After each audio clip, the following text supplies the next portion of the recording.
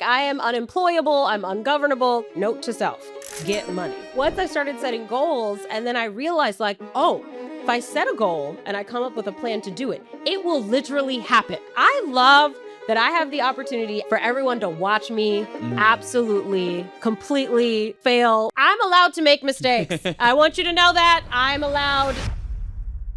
That was Rachel Rodgers, founder of Hello7, an 8-figure business. She just ran a $155,000 Kickstarter campaign in public where everyone could watch the numbers. And it was on track to be a complete failure.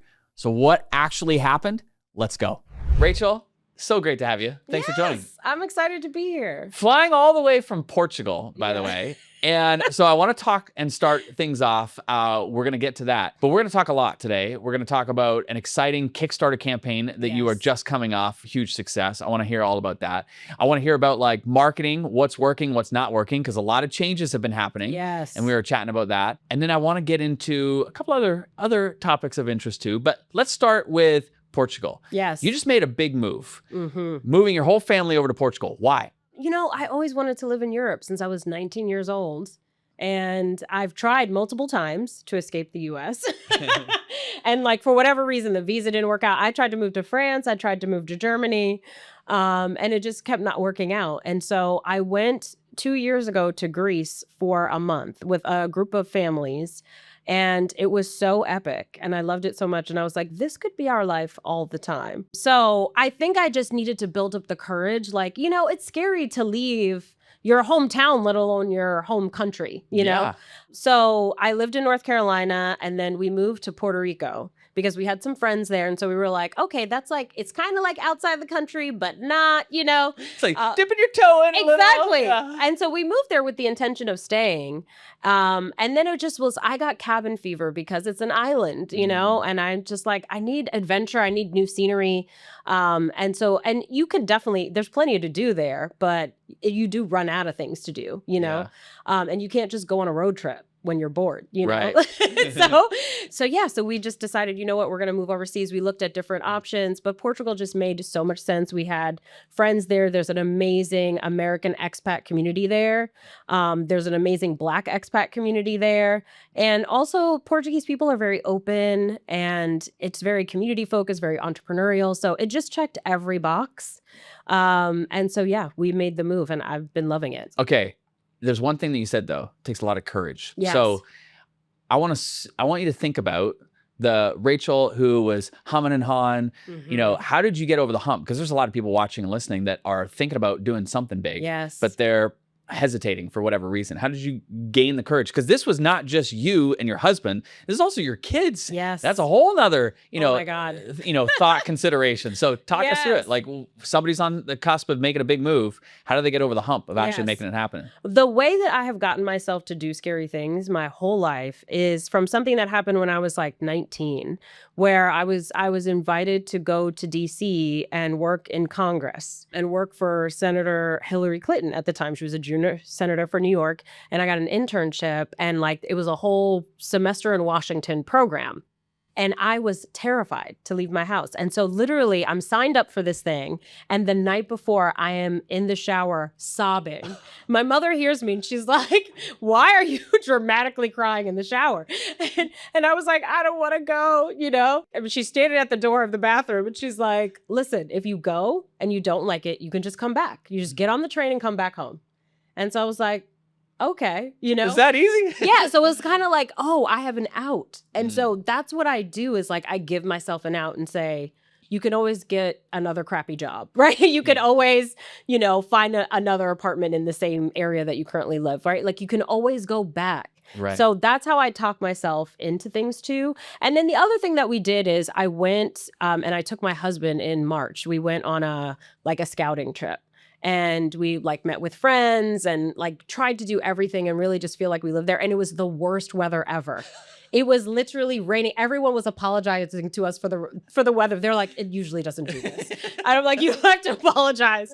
There was an entire storm, which never happens. It was like perfect. It's like, if you still love it, then this is the place for you. So I took my husband because I was like, he's got to love it and he's got to be on board. And we had so much fun that week that we were like, okay, I'm in. We were totally sold that week. So it was like, I kind of dipped my toe in, experience it a little bit, but also, I just give myself permission to say, this isn't working for me and leave. And so that's what we said. We were like, we're going to go for 12 months. We're not buying anything, no property. You know what I mean? Because that's what gets you trapped. So like, we're going to go for 12 months. Our kids are going to go to school for 12 months. And then we'll see at the end of 12 months if we still want to be there. And we were like 2 months in and we were like, oh yeah, this is it. So much to be excited for. But one of the things I want to start off with is you have always been a strong advocate for entrepreneurship. Like helping women specifically Black women, be able to reach that millionaire status. Yes. And I want to ask you, like, where has that come from? Like, it is a strong, you are like my all in. Call me relentless. Yeah, relentless is a great word. Like, where's that come from? Yeah, I think it comes from growing up struggling and watching my parents struggle and like watching, the guy from the electric company turn off our lights, and watching my mom like scramble and try to like write bad checks just to give them at the door to get them to not turn off the lights. Like, the landlord coming to the door because the rent was late. Like, it's just constant financial struggle is what I watched my parents go through. And they both had jobs, but there was a recession. They both lost their jobs and they literally never got their footing back. Wow. Like not ever, right? They never had jobs as good as the ones they lost. And so they were always scrambling because now they needed to lower their lifestyle. They had an apartment that they purchased. They were so proud. They lost the apartment because they got laid off. And so it was just so much struggle. And I got to see the contrast because they had good jobs. So we used to go to Queen Center Mall, which was like the exciting thing to do on Saturday. And, I would get like earrings from Claire's or whatever, like my mom would buy us each one thing. That was every Saturday we went to the mall, know? And, we went on vacations once a year and we had a car and it was like, we had a very, very comfortable middle-class life. And then we didn't. And so I got to experience the stark contrast and all my friends were still middle-class kids, and so I would go to their houses and experience things that were not happening at my house anymore. And then that was replaced by just constant anxiety, stress, arguments over money, whatever. And so I was like, okay, note to self, get money, like that was the lesson as a kid, So I was like, okay, I got to figure out how to do that. How old were you at this time? Honestly, we were very comfortable probably until second, third grade. Okay. And then I think it was like around third grade that one lost their job, then the other lost their job. And so those memories, they're there. They're hardwired. Yeah. Like I can visually see it still. Yeah. My mom writing this fake check to the Con Edison is the name of the company, the electric company, just so that he wouldn't turn off our lights. And I was like, my hero, like. And she just knew how to make $1 out of 15 cents, Yeah. And so I learned a lot from watching her do that. Like she was a hustler because she had to be. But I was like, okay, I need to figure out how to get a good job, like one of those good jobs. I went the traditional path. I got, a job after law school and it was okay. But once I had these student loans, it really wasn't that much money, And so I was like, there's got to be another way. And I graduated in a recession as well, the 2008 recession. Yeah. And so there were jobs, but they were like not paying very well. And I was like, you know what? I'm just going to try to start my own practice and just try my hand at entrepreneurship, which of course my mother was like, why? Please just get a job, a reliable paycheck. What are you doing? Why do this to yourself? Exactly. Why do you do this to any of us? So anyway, I tried entrepreneurship and I realized like, oh, this is the path to cash. Yeah. You're going to make a lot more money. You have a lot more freedom, a lot more control. I am ungovernable. You know what I mean? Like I am unemployable. I'm ungovernable. Like I am not someone who's going to like do what I'm told. You know what I mean? I know what you mean. And I know that about myself. And so I'm like, I'm never going to make it in corporate. Like I'm going to wind up, cursing out my boss and getting thrown out of there, So it's like, I knew I wasn't going to make it. And I tried. I got internships. I worked at Bear Stearns for a little while. I had had corporate positions and I was like, I don't belong here. And they knew. It's like everyone knew that I didn't belong there. So I was like, how am I going to actually make money? And so I started my own practice and I was like, oh, this is within 12 months I had replaced my previous salary. That's amazing. And then the second year I made $300,000, which my peers were not making that yet. And they were in corporate. Right. And so I was like, oh, this is it. And so now I'm like trying to convince everyone who will listen, like, this is how you get that freedom that you're looking for, the time freedom, the financial freedom. This is the way. And you've become an incredible champion for women entrepreneurs. Thank you. And it's so incredible that we live in a time right now when we have incredible female entrepreneurs and role models to show what's possible. Yes. I remember like in a similar way, but maybe not to the extreme, but we didn't have a lot of money growing up. And, we were under financial pressure. I heard those conversations and, I saw the kids that were wearing the Nikes and I was getting, Velcro shoes. I remember those and I was like, oh. Payless? Did you have Payless? Because we had Payless. We didn't have Payless up in Canada, but it was very similar, And I remember that. And then I remember a very specific conversation. My dad never lets me forget this. This is when I was 12. And my dad he's a do-it-all kind of guy. He can do everything because he had to do it all because we couldn't afford to pay anybody to do it. And he was outside and he was building a deck and he said, Stuart, he's English, Stuart, come help me do this. And I was like, I'm good, Dad. He's like, what are you talking about? You're going to need to learn how to do this. And I said, no, I'm not. And he said, why not? And I said, because I'm going to make enough money that I can pay somebody to do it. And he never lets me forget that conversation. But it was clearly like in a similar way, like the seed is planted early, right? It's like, listen, I don't want whatever this is. I'm not interested. And nobody, exactly. And like your parents, like my parents worked hard. Like they were hard. And so something just wasn't computing. It was like, exactly. Hard I don't work. get it. Y'all are working so hard. Y'all are gone all day and you come home and there's no money. Exactly. I don't get it. Like hard work does not equal financial freedom. That right there. And that was like registered early. And so in a similar way, but I didn't realize and get to see what was possible until I worked with my first mentor who was a self-made multimillionaire. Yes. And that's when my eyes were open like, whoa, this is possible. And so I'm just grateful because, when young girls and teenagers see what's possible, it opens their minds and expands their mind to what's possible. Exactly. And that's honestly my whole mission.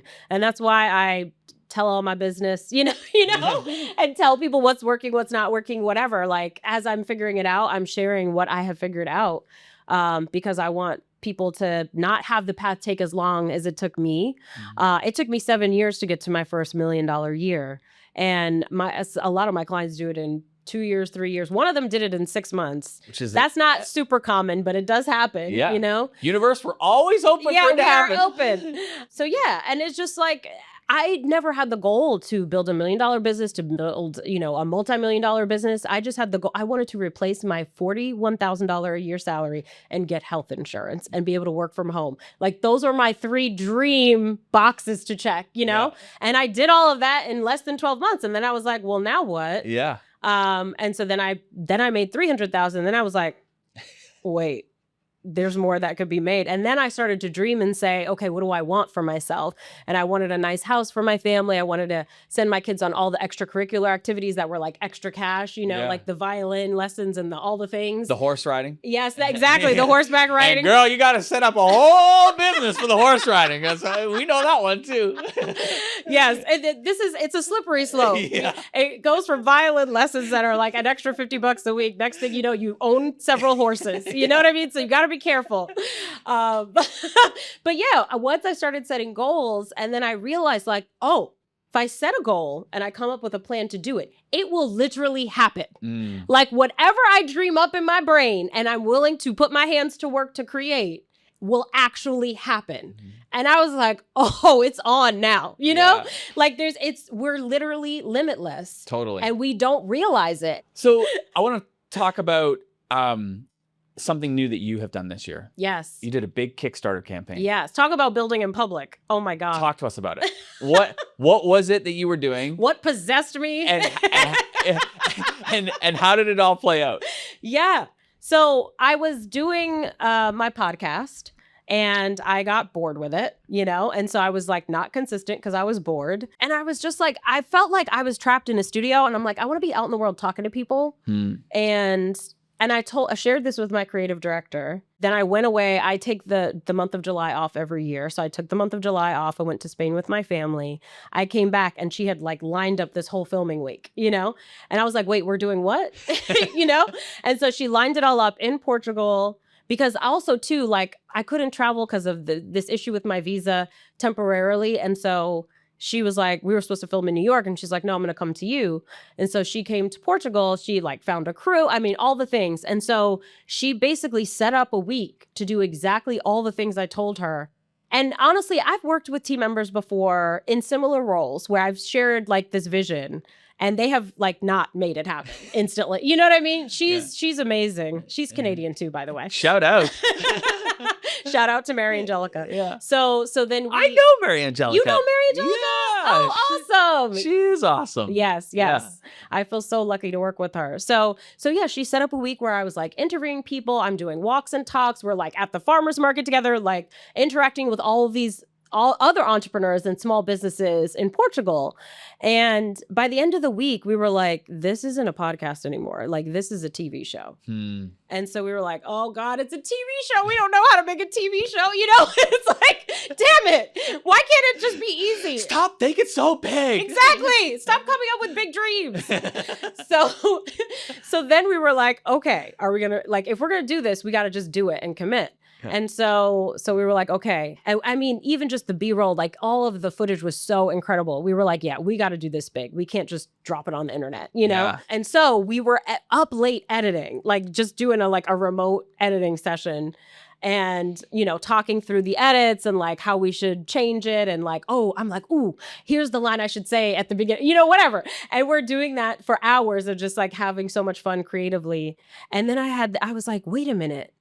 People who do shows like this do Kickstarter. And she was like, what? I'm like, yeah, we could do a Kickstarter and come up with all these rewards and people could back the project. It could be super fun. Then we started creating all the rewards right then and there because why finish editing, right? So we then come up with all the, they were like, this would be really cool and so fun. Once we had the trailer done, it was so beautiful. I was like, I can't sit on this for a year. And so I'm like, what could we do with the trailer? We could make a Kickstarter because everybody who does a Kickstarter has a video. We already have the trailer. So it's like the trailer created the Kickstarter, It was like too good not to share. And so then we were like, okay, let's do this. So then we didn't know anything about Kickstarter. I had backed several Kickstarters, but I'd never done one.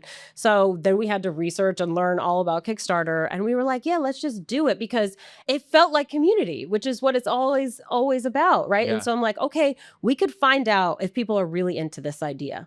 Like, is it a good idea? Before we spend all this money, all this time, all this energy, let's put the trailer out there. Let's give people an opportunity to actually spend money to back it. Yeah. Because that's how you find it. People say they love things. Yeah. But if they put money down, then they really believe in it. You know what I mean? So I'm like, so let's see if it's as good as we think it is, And so that's why we wanted to put it out there. And trust me, there were times where I was like, why did I do this? Well, because also too, like you said, when you put out a Kickstarter, I mean, you're putting out your idea in its raw form. Yes. In the public. Yep. And you're saying, tell me if this is good by voting with your wallet. Exactly. And if they don't vote with their wallet, everyone knows. See. Yeah, exactly. You can't like pretend like your launch was good. Like everyone knows exactly the dollar amount, So how did you feel in putting out that amount? Because how it was like 150,000, right? I think, yes, 155. 155. Okay. Yeah. So you're saying it's we need 155,000 to make this project, give it a green light. Yes. You put it out there. What are you feeling inside?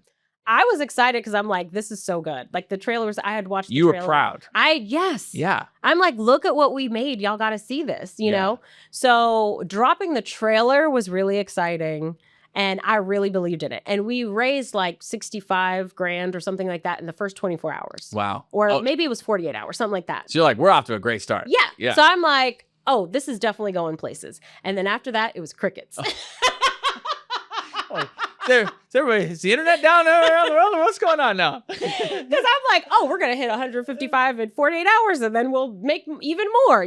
We could add cool things to it, like do even more with the show. And no, it didn't. And so in that moment, that's when it like all the feelings start Yes. bubbling up, I'm sure. Yes. And you know what? I have 15 years of experience as an entrepreneur. So I've had plenty of fails, along the way. And it felt, I don't know, almost like cathartic, therapeutic. I'm like, I love this. I love that I have the opportunity as a seasoned entrepreneur for everyone to watch me absolutely, completely, fail this huge project that I've created, all this hype about, all this excitement about, like, I did not hold back and pretend that I didn't care. You know what I mean? Yeah. I'm all in on this.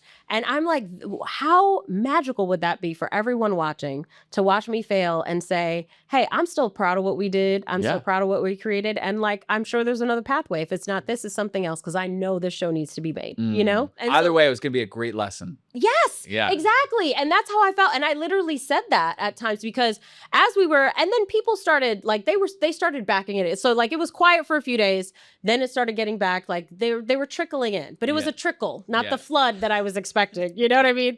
Entrepreneurial delusion. We need it. Otherwise, we would never do anything. I just think about it. Like, I'm sure like after those first days, you're just doing the math. Like, okay, every day is going to be like this clearly. Yes. So, exactly. Blah, blah, blah, it's going to, Exactly. Yeah. And then we're, day, I don't know, 19, of 23, and you still haven't hit your goal. And I was just like, wow, this really is not going to happen. And I did a video, and I was like, you know what? I just want to say, like, if this doesn't work out, you know what? I'm proud of what we created. I'm proud we put it out there, and like, cool. I tried it. Yeah. And I still feel glad that I did it. I still feel proud of it. Like, I wanted people to know that, like, I'm not going to go run away and hide. Right. Like, this is a part of the journey of building anything. And this is a new thing I'm building. I don't know what I'm doing.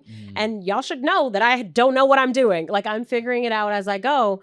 And I'm glad that y'all get to watch me figure it out as I go. And, if there's a fail, that's part of the figuring it out, Yeah. Our son, Sam, on his wall has an epic quote that it reminds me of this moment. It's from the great Nelson Mandela. And it says, I never lose. I either win or I learn. Yes. And that's 100%. Sounds like this scenario in a nutshell. Yes. It's like, look, I'm going to put this out.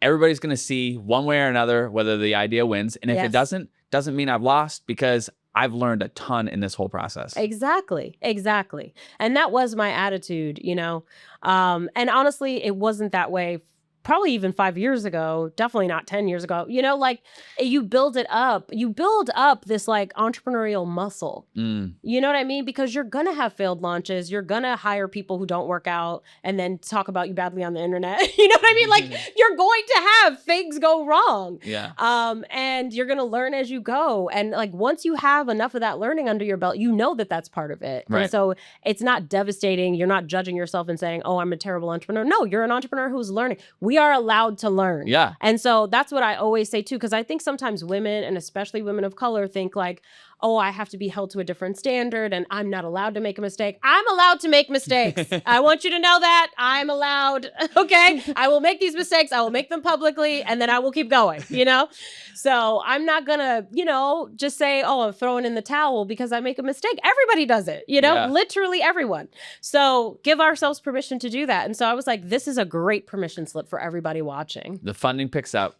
Yes. And then you hit your goal. Yeah. So here's the crazy thing. So then we had, part of it was like a retreat to Portugal where you get to visit all the businesses that were featured in the first season, And that retreat, like, a couple people bought it, and then it really shot up our numbers. And so because a couple people bought that retreat, it was like one of the higher ticket ones, we hit 6 figures. And then when we hit 6 figures, I was like, okay, this is happening. It's within reach. Yeah, exactly. I love this because it's like, when I'm doing launches, it's millions. Yeah. And this was like, I was never happier to make 6 figures in my life. Like $100,000. It was like the happiest 100,000 I've ever made.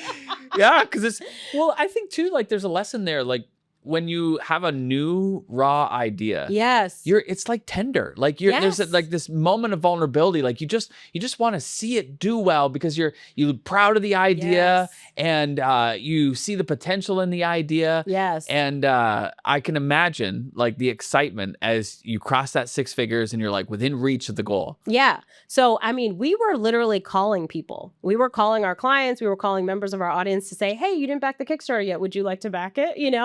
here's some reasons why you might think about doing I'm it. calling on the campaign of Rachel Rodgers. And literally, it's so funny because my team was like, this feels like a political campaign. Like we were like, we feel like Zoran Mamdani, who's running for mayor in New York. But there's a lesson there though. Like, it's like, look, roll up your sleeves. Time to get scrappy. Like, what do you got to do? Yeah. What do you like? do? Oh, our original like rollout we thought was just gonna hit all the. Nope. So you gotta pivot, and figure out what is working. And we figured out that like every time we talk to our client, they go and back this project. So let's create a list. Everybody, we like divided this list, and there's like 10 people on the team who are making calls to clients. Wow. And it's like even the ones who didn't want to back it, it's like they got to connect with clients and have conversations. Like it was awesome, you know. And so that gets us to like, let's say 6 figures or whatever. And we're like a little over 6 figures. Like we're at like 105 or 106 for a while. And we're like, oh my God, we need 50 grand. It's such a small amount of money, like in my mind, for the size business I have. But I'm like, my God, it's the hardest 50 grand I'm ever going to earn. So we decided to do a live stream. And we were supposed to do it the last day of the Kickstarter. Right. And because we all know everybody waits till the last minute. So we're like, okay, this is and I didn't want to be in that position. I wanted to hit the number way in advance. Of course, that didn't happen. So it's the last day. It's the last day we're like, we're going to do a live stream and do like, how Gary Vee is always talking about like social selling. That's basically what we did. We did a telethon. Wow. But instead of doing it the last day, I was like, let's do it the day before and the last day. So that we give ourselves more opportunity. So the day before the last day of this Kickstarter, we still got like at least 40 something grand which feels like, people are backing at it, $5, $10, $20. Like it takes a while to build up. So anyway, so we do this basically telethon where we're like playing the trailer, we're talking people through the different rewards, we're giving behind the scenes stories from the show. And it was I loved it. I'm like, I could do this every day. Like literally turn on my camera and it's like, let me rip. Yeah. It felt like QVC, like those. I'm like, oh my God, I'm obsessed with this. This is so fun. It's like connecting with people and like you're a saleswoman. You know what I mean? Like, oh, do you like this sweater? Guess where it's from? The wool comes from this, the countryside and the Cotswolds or whatever it is. You know what I mean? That's what it felt like. So anyway, so we do that. We're doing it. We're in the middle of it. And honestly, I'm not even thinking about the number because I'm in the middle of a story. We're having fun and blah, blah, blah. Then Mary Angelica stops me. She's like, wait a minute. I got an announcement to make. So I'm like, what? What's the announcement? I don't know what she's going to say. And she's like, we just hit whatever number. So we had like gotten so close, literally in like an hour or two. Wow. We closed that gap. And so then it was like, there was like, I don't know, $5 grand left. And so then everyone in the chat everyone was highly invested in us hitting this number, right? We're like, we're not going to get off of this live stream and then hit the number. You know what I mean? We got to stay on until we hit it. So we just stayed on for hours. And like literally in another hour, we had exceeded the number. Wow. Then it started climbing past that. It was crazy. So like we overshot our goal that day, the day before with that like telethon. Girl, you did it. You did it before the end. So we went into the last day knowing it was done, so that felt good. How exciting now that the project is backed. Now you're going to be rolling it out. Yes. And just kudos to you and your team for the courage to stick with it. No, one, to put it out there. Yes. Number two, to Trust stick me, with it. Plenty of times I was like, why am I doing this? Right. Yeah. When you're like, I already have a successful business. I've already done these things. Why add a new thing to fail at? Yeah.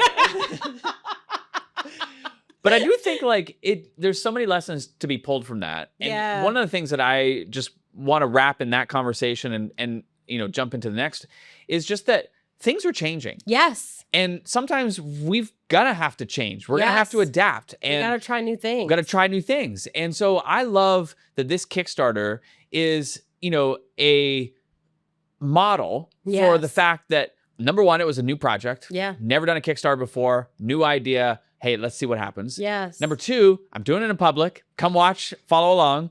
It may work out, may not. And then number three, hey, we're off of the goal. We're going to have to get scrappy. We're going to roll up our sleeves. We're calling people. We're doing telethons. We're doing old school. We got pigeons going out. Whatever need be, right? Like we're going to make it happen. Yes. And I just love the scrappiness and I love the, stick-to-itiveness. Yes. So I want to ask you from a marketing perspective, what have you seen? Like in the last 12 months, what's changed, what's working, what's not working. Yeah. Well, that Kickstarter was such a lesson in that, because we weren't selling our main product that we know how to typically what we do to It's sell your bread and that. butter, yeah. Yeah. So we had to like pivot and try different things. And then when we tried those different things, we're like, we need to do all of these things to sell our main thing, Right. So I feel like we learned so much from that process. And by the way, we also got reached out to by multiple production companies, and we're in some conversations about getting the show actually on TV because it created like some PR for us, So it was totally worth doing and was absolutely like a huge success in the end, It didn't feel like it in the middle.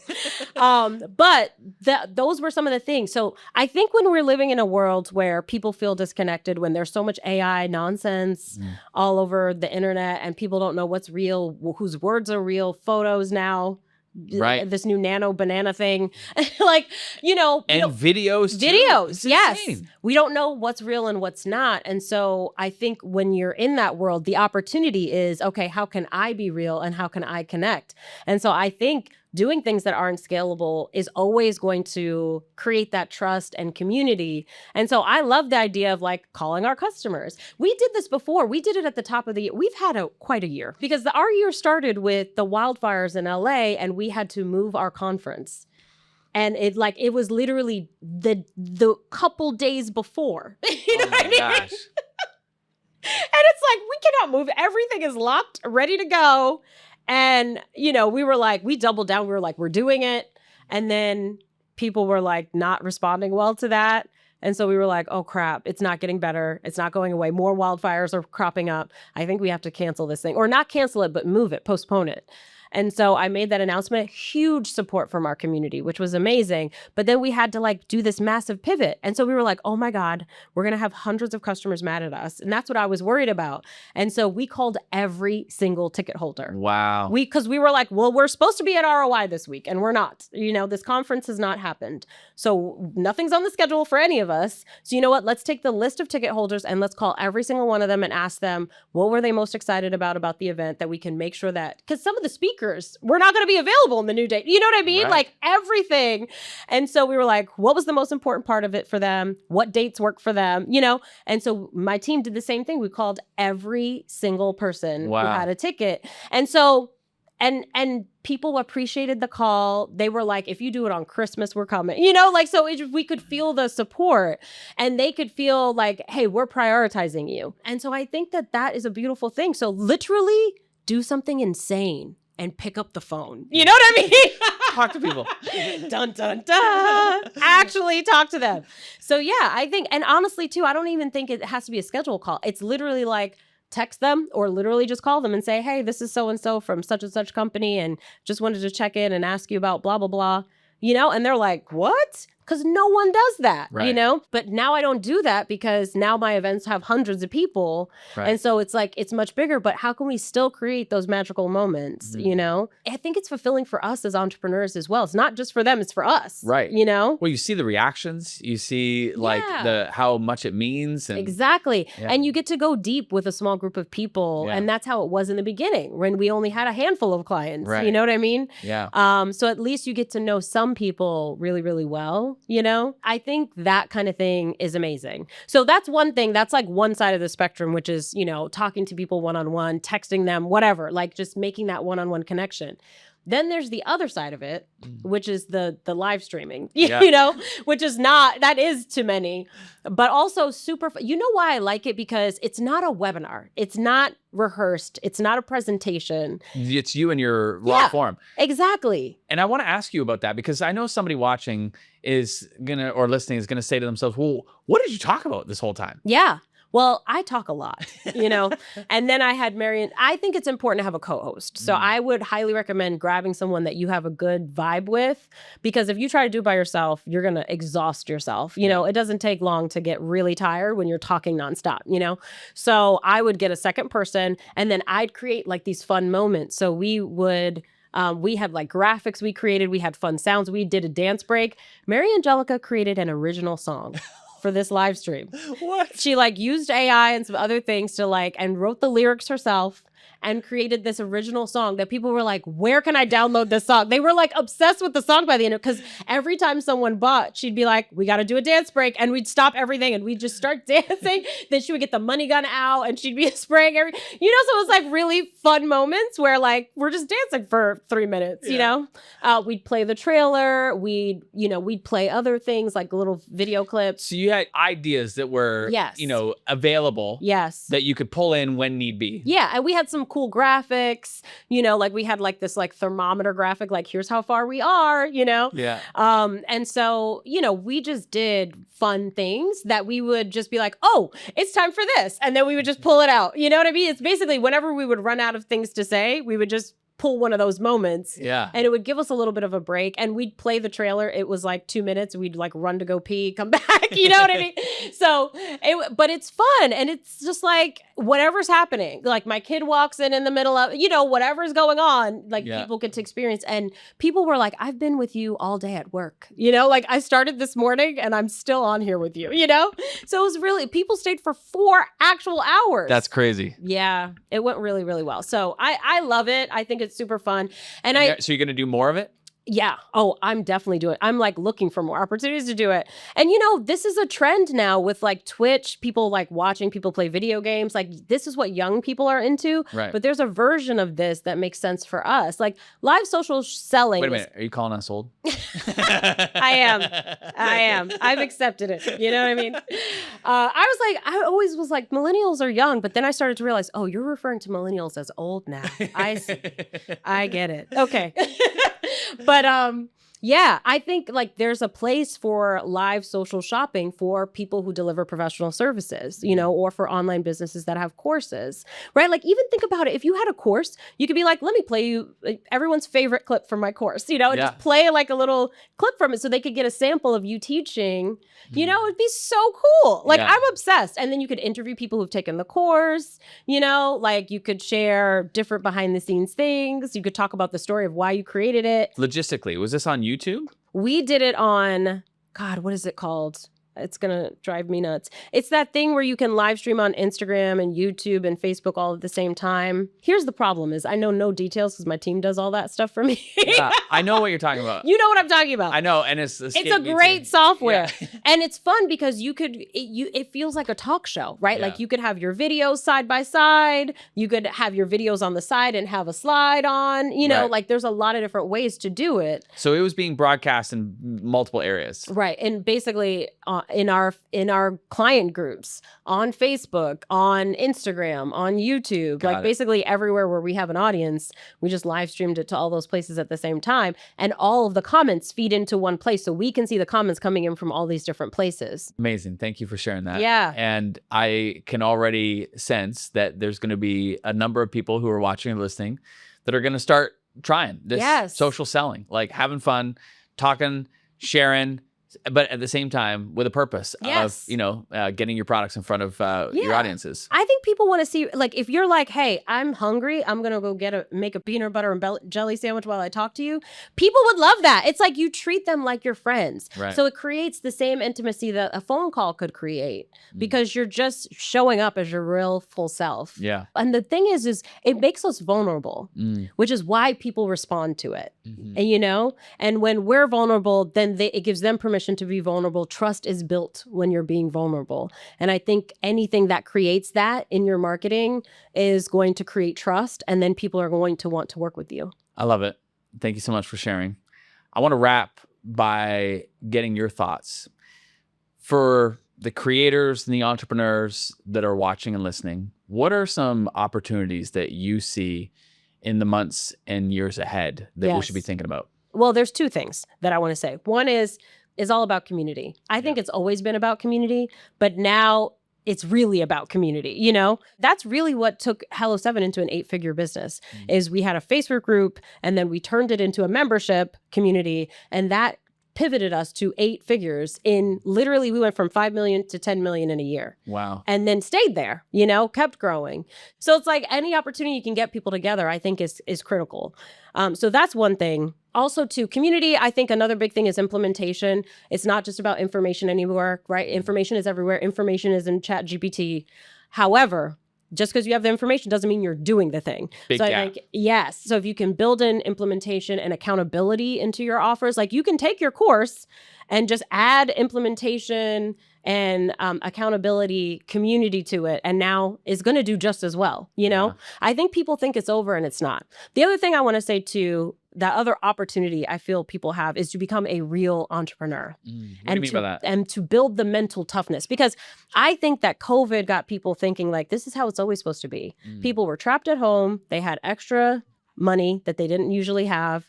And so it was very easy to make money during that time period, and a lot of businesses grew. Right. But if you built your business during that time, like if you were an entrepreneur before that, you think that that's the norm. It is not the norm, y'all.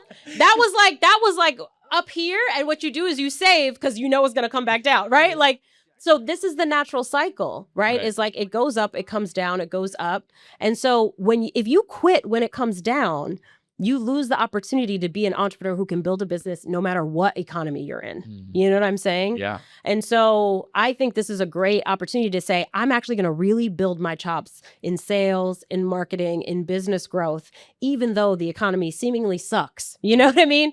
So it's like, if I can build it now, I can build it anytime. And the next time the economy goes up, guess who's going to really benefit? Right? It's like that person that has the skills to sell in the worst conditions.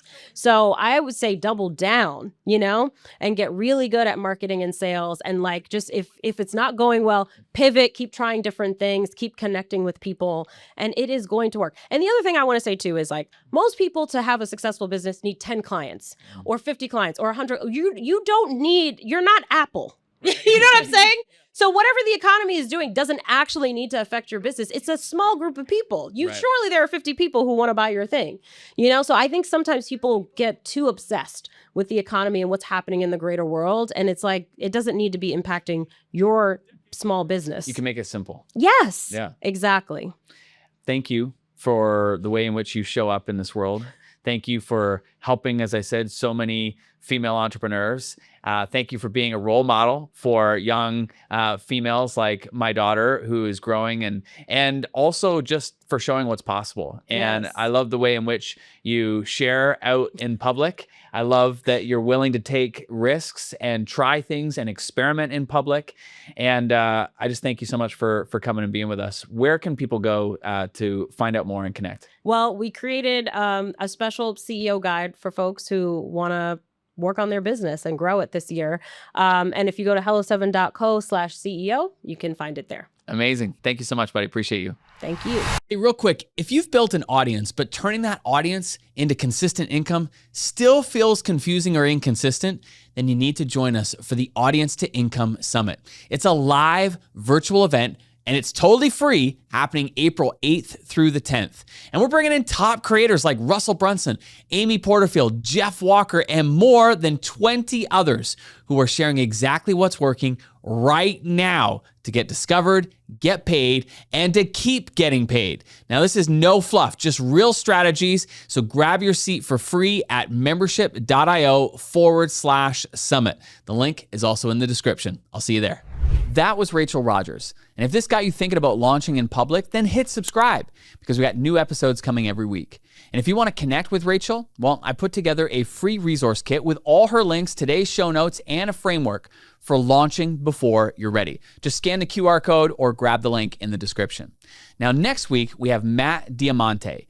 3 years ago, he had 3 employees. Today, 19. All from content that makes SEO go viral. We're talking about the toilet video that started everything and why Google actually doesn't care if AI writes your content. You won't want to miss it. I'll see you next time.